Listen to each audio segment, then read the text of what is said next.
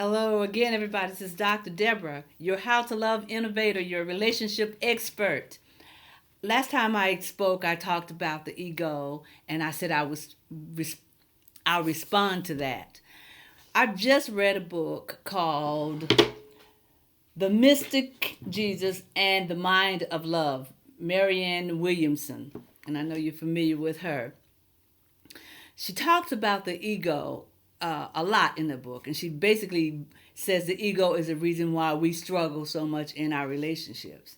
And so when I was talking last time, and I talked about Kurt and the church's response to him, and then I talked about when you love someone, the kinds of things you do to stay connected to them. Love requires love requires that you put the other person's interests in front of your own, the other person's needs in front of your own.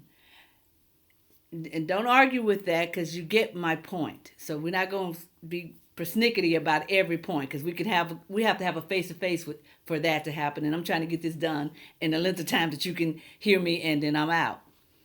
But think about it when you're trying to be right, when you are talking while someone else is talking, while you're thinking about what you're going to say, Deborah, Dr. Deborah, when you cannot allow yourself to speak your truth, even though it's not popular.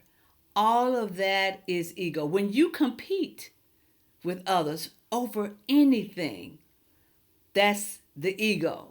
So the ego says just that. It's the I. I am more important than you. What I want, what I need, and what I say is more valuable to me than what you're saying.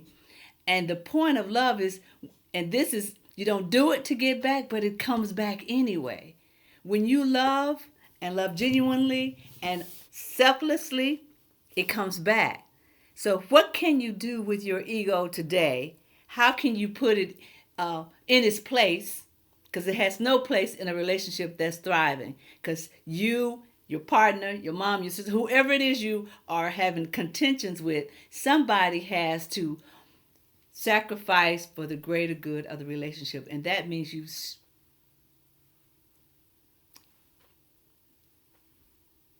and be available to the person that you love and see what happens.